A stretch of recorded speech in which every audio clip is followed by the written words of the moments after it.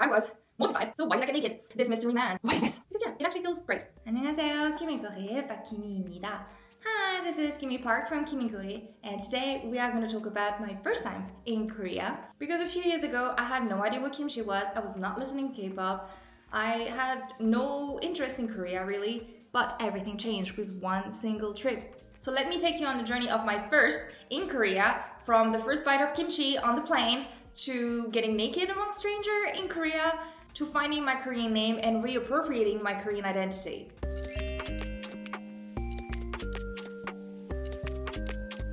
So before 2016 and my first trip to Korea, I had really no idea about Korea. Like, I knew that my mom was from there and had been adopted, but I grew up in France where Korea was not popular at the time. And yeah, so I knew very little. But when that friend went to do a year abroad in Korea, I decided it was time for me to go. And in 2016, I went on the plane and went to Korea for the first time. My first biggest impression of Korea was in the subway. Actually, 지하철 was the first word I learned in Korea because I knew 안녕하세요 and 감사합니다 when I arrived. I couldn't pronounce them that well at the time.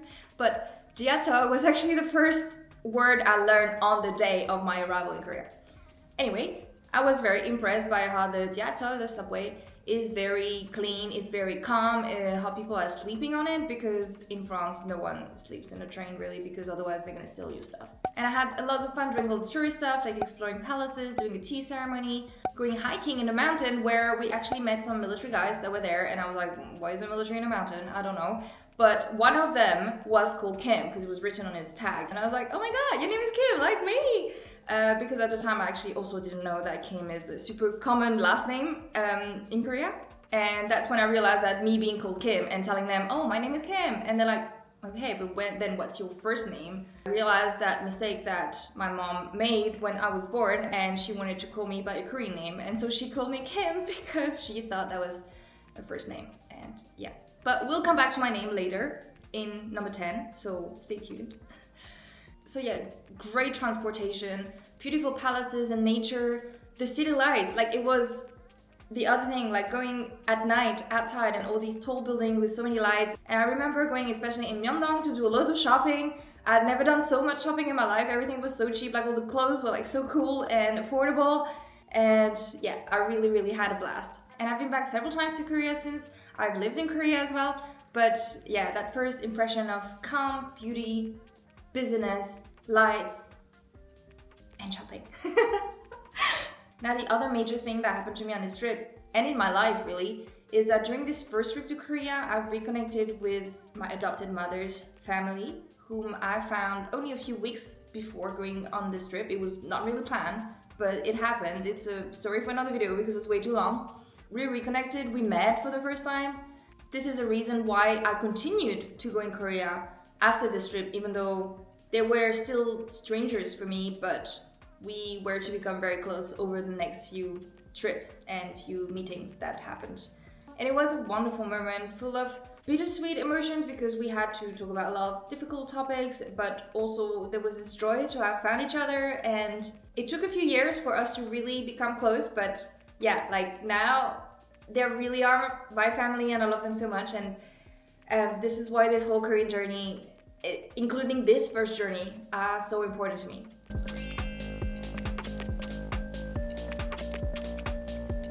Now, the other thing I didn't mention before was the food. So Korean food was a great mystery to me. I had no idea what Korean food was, and I was not very familiar with Asian food in general. Like for me, Asian food was Japanese sushi. Yeah, I know. And my first memorable encounter with Korean food was actually on the plane from Europe to Seoul, because Air France was serving a Korean meal. So I had a bibimbap, even though I had no idea what it was at the time. And there was a little red box next to it, which I ate after finishing all the rest of my food. And I ate it, I just like opened it and took the whole thing and put it in my mouth at once. And after I was like, oh my god, what is this? It tastes weird, it's spicy, it's, whew, what is this? And at that time, there was a lady who was sitting next to me who was a Korean atoma, like she was an older Korean lady, who was actually a tour guide of a big group of ajumas and ajushis, like a big group of Korean people that had been traveling in Europe. And she looked at me and she was laughing because I was kind of like, And, and she was like, you should have eaten this with the bibimbap, like with the rice. Like you don't eat this by itself. And it's called kimchi. It's a bantan you're supposed to eat with the rest of your food. I was like, okay, cool. Thank you. Yeah, I was a little bit embarrassed because I was already like so red from the spiciness and from coughing and from being surprised by the taste of that food. And then that lady turned to her big group, started speaking with other people of the group. I'm like, why is she speaking with the foreigner? I couldn't understand Korean obviously at the time, but she was pointing at me and being like, kimchi, ha ha ha, kimchi. And I was like, oh my god, what did she say? So yeah, my very first time eating Korean food, and especially kimchi, was, yes, a very memorable, slightly shameful moment.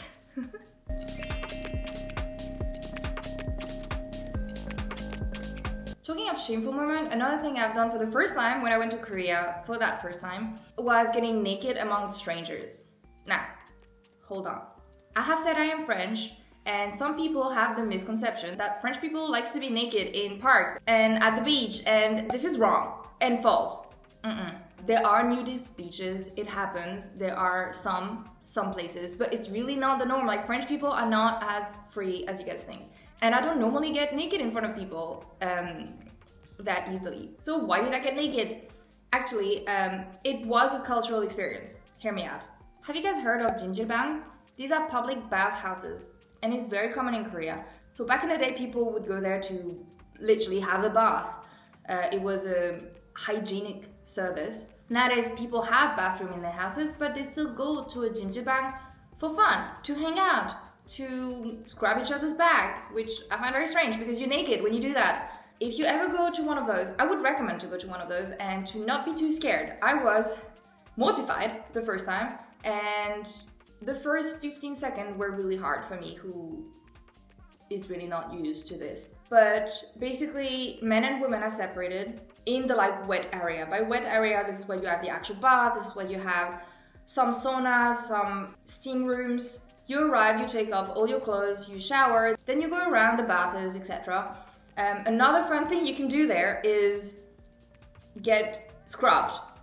So what happened is also funny. So the scrubs there happen on tables where you're all next to each other, completely naked, and you have an old lady in her underwear, black underwear. Why are they in underwear? I don't know.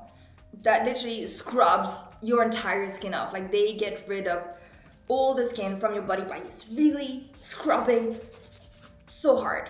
And it feels great. You feel like a new little snake. But it's a weird experience because you are right next to each other naked on those tables with those Korean ajumas in their underwear, scrubbing the hell out of you. And obviously she has to scrub the whole of your body. Like, she leaves no place untouched. She also washes your hair, which is nicer. But she has to do the front, but also the back. And I couldn't speak Korean at the time, and that lady didn't speak English. And so to turn me around, she said something, and I was like, what? And didn't understand, obviously. So I was lying down, like this, or rather like this. And she took my ankles, and she just went, and then I turned like a little fish. Because when they scrub you, like, you're actually full of soap, and on that plastic table, you just like slip really easily. So she turned me around and continued her work. And my final surprise with this was that I had requested a massage, which I expected to be relaxing, but no. She started by like hitting me real hard to get the blood flow moving, and I was like, what is this torture? It's both humiliation and pain. But once you get out, once you walk out of this experience, you feel brand new, with a new skin, very soft, like a baby skin, and full of vitality. So it was weird, but it was great. Actually, I don't know if I'm a masochist, but now every time I go to Korea, I go to Jimjilbang and I always get the scrub massage combo. Because yeah, it actually feels great. Once you get fine with this nakedness business, it's actually pretty good. So, highly recommended.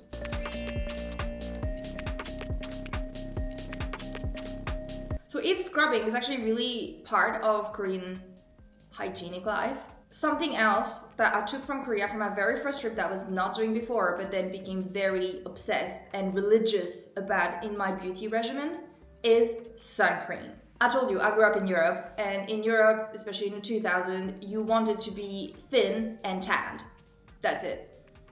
Maybe blonde? I don't know. Was it just me? Yeah, so me with my cousin, we would lather ourselves in oil and literally go at the beach and just wait for us to turn orange, like Donald Trump. And we had no idea how bad this was for our skin. And when I went to Korea, and I found that people had really good skin in general, like the women in my family, my halmoni, my cousin, had such nice skin, and I was like, what are they doing differently? We have the same genetics. What I realized is that they were very serious about putting sun cream every day, and I was like, ah.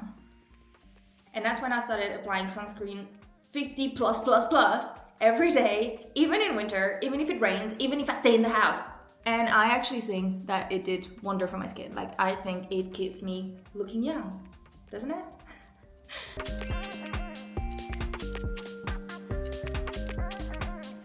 Talking of beautiful people, I just wanted to mention this thing that happened to me the first time I was in Korea, was that I saw a celebrity in the street. And I know there's loads of TikTok that says like, oh my god, if you're just in Korea, you just see actors and K-pop idols and just like Korean celebrities in the street all the time.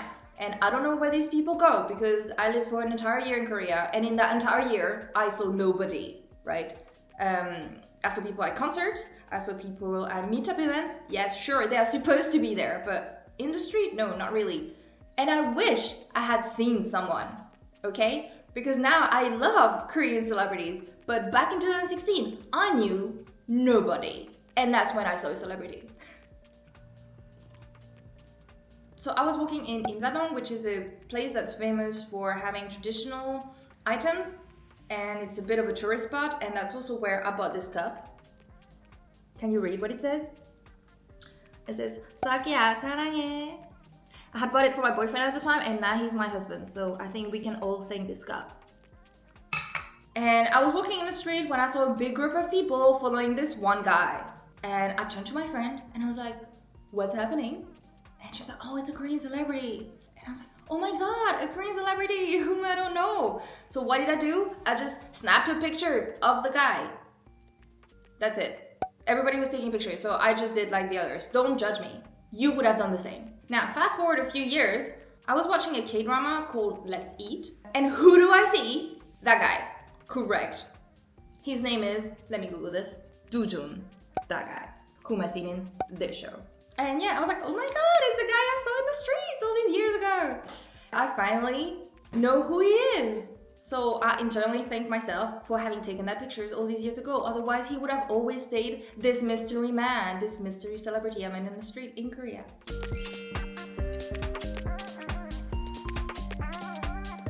Now, talking of K-drama, the first one I watched was called Oh My Ghost. Not Oh My God, Oh My Ghost. And I started K-drama when I was in Korea, actually. Even though I only watched it on Netflix, but Netflix Korea.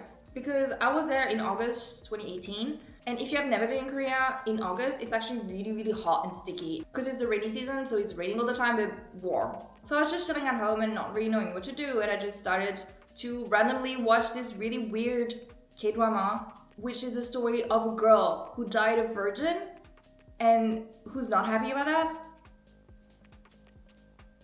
And so she takes the body of another girl who works in the kitchen who's suddenly going to become really hot for her chef. Now, this is a K-drama, so it was very, very slow and very tame compared to the shows I was used to watch, you know, like American shows or whatnot. For some reason, I just couldn't stop watching. Like, I was like, my god, this show is so slow and so, like, a bit silly, and somehow I love it. I just do. So that's how I started with K-drama, and until now, I've never really stopped. Right now, I'm watching this Heavenly Ever After, which is a great show. If you haven't watched it, I highly recommend. It's with Son Suk-go, who is my favorite actor, who I've seen in real life when I went to Korea, but I've actually seen him at the theater because I paid for tickets to go see his play, even though I could not understand what was actually happening in this play, but I was so close to it. Anyhow.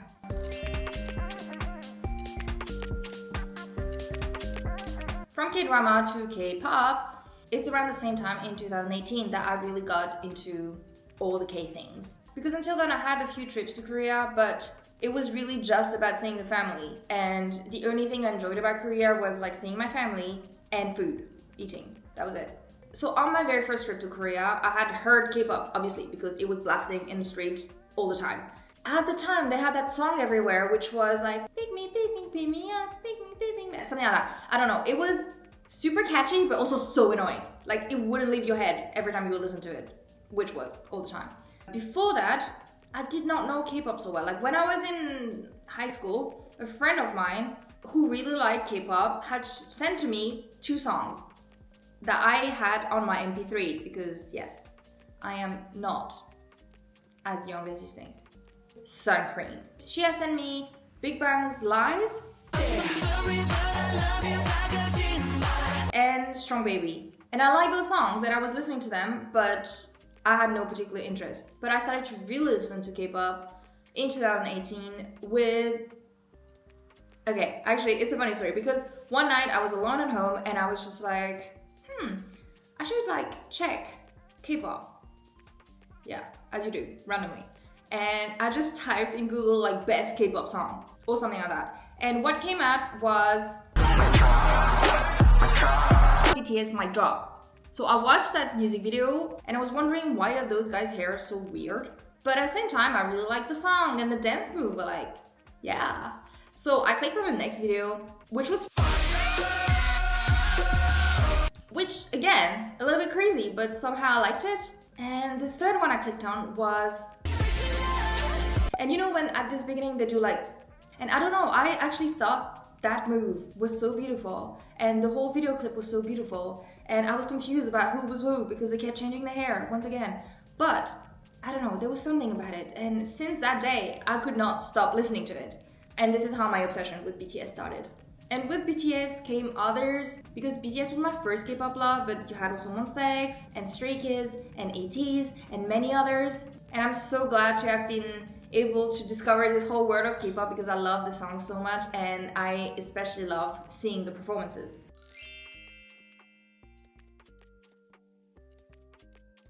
Which brings me to my first K-pop concert, which was actually BTS. It was in 2019 and they were really big already, and they were playing at the Stade de France in Paris, and I thought, okay, there's no way I'm actually gonna get any tickets, and I didn't even try. I didn't want it to be disappointed, whatever. But a girl from my Korean class, we'll come back to that, she said that she needed a recommendation about Paris, and I was like, why? She's like, oh, I'm going to the BTS concert, and I was like, oh my god, you're so lucky, like, you got tickets. And she's like, yeah, I actually have some spare because I bought some average ticket and then I managed to get like much better tickets. So I actually want to sell the average ticket. I was like, wait a minute, girl. I'm going to give you all the recommendation for Paris, but you give me those tickets. Well, she gave me one. She gave me one ticket. I bought it. But I had my ticket for BTS. And then when I was in Paris, I was also looking for a ticket for the other day because the concert was over 2 days. And I had a ticket for the one day and I needed a ticket for the other ones, but I had a budget that had already exploded just with the, buying the tickets and flying to France, etc. So I had a budget of 50 euros and I just sent messages to every single person on every single platform that would sell ticket. I was like, hey, my budget is 50 euros. I'm serious about this. If you have any ticket, I don't care where it is, I'll buy it off you. And nobody responded, or like people responded, but like, girl, this is way too low. Yeah, I know. But on the day of the concert, like only a few hours before that, someone responded, was like, I have found no other seller, so yeah, you can have it for 50 euros. So we met up at the concert place and I got tickets for the 2 days. And it was a wonderful experience. I did not know about K-pop concerts so much because I had seen BTS's video clips a lot and performances on broadcast, like, on YouTube and whatnot. But I had not seen what it's like at a concert with all the lights. I didn't know really what the light sticks were for. Like, I was still a newbie to this whole K-pop world. And I saw all the light sticks in all the colors and everybody singing. And it was like all of the Stade de France, which is a huge stadium, like singing together. It was, yeah, the show was like so big. Like, I have been to so many concerts in my life. I used to work in music festivals. but I was blown away by the actual performance put on from the staging, the dances, the change of costume, the way everything is thought to bring you each song's universe. And seeing the boys, even though they were the size of a Lego, you know Lego, like that size, they was so small, but I was seeing them in real, and it was beautiful. And I've seen other many K-pop concerts since, but this BTS, especially the first time I saw it, and these emotions I felt, and these things of seeing something for the first time live, it really stays in my heart.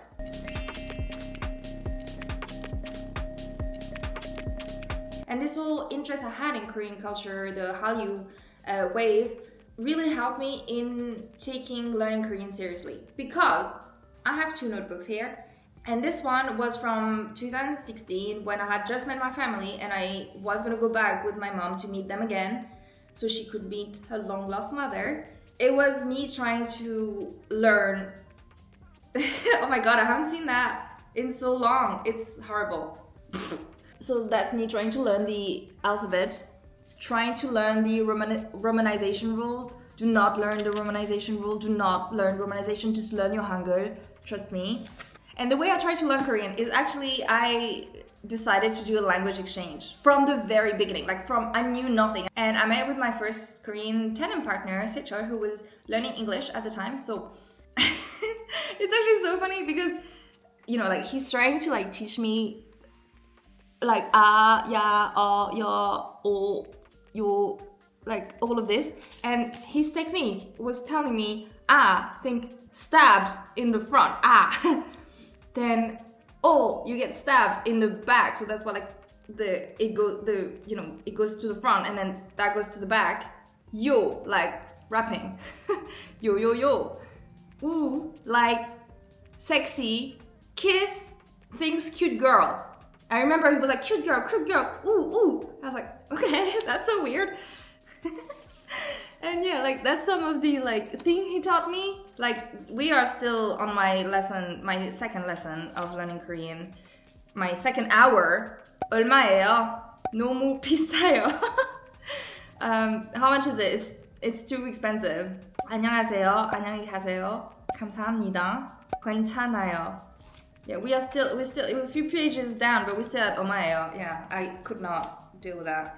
I hadn't looked at this notebook, my first Korean learning notebook, in a very long time, but we only met for a few weeks, and after that, I forgot everything. Because I did not have time to learn Korean properly, and also he went back to Korea. But this notebook is my first serious Korean learning notebook, and that's from when I started learning Korean at the Korean Seonghakdang. This is 2016, this is 2019. I started from the complete beginner level and I went up to level 4B, so from a complete beginner to a high intermediate level. And here, if we look at these first lessons that we're learning, and obviously we learn Hangul first, and then the greetings, 인사말. 안녕하세요, 고맙습니다, 감사합니다, 미안합니다, 죄송합니다, 안녕히 계세요, 안녕히 가세요. And at this lesson, I remember she was explaining that 안녕히 계세요 come from 계시다, which is a formal of 있다, which means to be there, to exist. And 안녕히 is peaceful, so basically stay there peacefully, which is why it's goodbye when you were leaving and the other person is staying. And you say 안녕히 가세요 from 가다, which means to leave, when you stay here and the other person is leaving. And so it makes sense. It's stay here peacefully or leave peacefully, which is something that Sechol had never told me. He was just telling me this is the one when you leave and this is the one when you stay, and I could never do the difference between the two of them. And that is why it's good to have a proper teacher who knows what to say and what to explain in detail to start learning Korean. So I would recommend to have a real textbook and a real teacher, either or both, ideally, to start learning Korean. But yeah, that's when I first started to learn Korean. And it was a really long journey, but I was really, really happy to learn Korean. And I'm really happy now to be able to communicate with my family fully. When I'm there, we speak only Korean, and I translate for my mom, who doesn't speak Korean because she was born there, but she grew up in France. Learning Korean, learning to communicate, even though I'm not 100% fluent, I'm not 100% comfortable speaking Korean, it was really a massive change in feeling like I am Korean myself.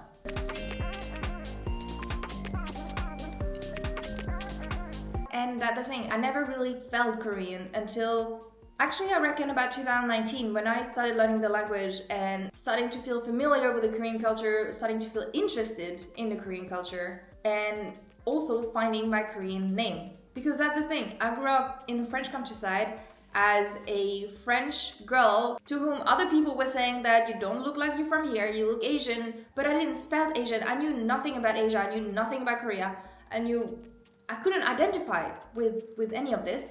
And so once I got familiar with the culture, I got familiar with the language, I started to really embrace this side of my identity, I started to become proud of my Korean heritage. And another thing that happened in that very first Korean class that I took was that I changed my name, my nickname. Because you see, I'm called Kim. On the first day of class, when they were like, oh, if you're called Kim, and you had she at the end. She, which is sort of the thing you put after a name to be polite to people. For example, Jimin, you would say Jimin-si, you know? And with me, if you say, the first time when the teacher asked for my name, she was like Kim, so it was gonna be like Kimchi. And everybody started laughing, she was like, oh, she's called Kimchi. And I had a wave of like, that thing of like when people were making fun of me at school for being Asian, they were never mentioning kimchi. Like no one knew kimchi at the time. But like just like oh the shintok they were saying in French, the Chinese girl, like it was. I was like, oh my god, this is horrible. Like let's not call me like this. And a lot of my friends were calling me Kimi as a cute nickname. And I was telling the teacher like, oh no, not Kim, Kimi. And that's how it became Kimishi. And that's why my name on this channel, every time I speak Korean, is Kimi. Now, Park is not my legal last name, but it was my mom's name before she was adopted, and it's my family name, my Korean family name. So that's why my name is Kimi, and when I introduced myself in this video, I said Kim이입니다. So yeah, that's full circle from my first trip, my first kimchi, to now having my first and last Korean name, and that whole journey of many K first that brought me to today being really proud of being Korean. So yeah, that was my story and that's it for today. If it was your first time on this channel, don't forget to subscribe. I hope you enjoyed the video. If so, let me know by giving me a thumbs up. Thank you so much for watching and I'll see you in the next one.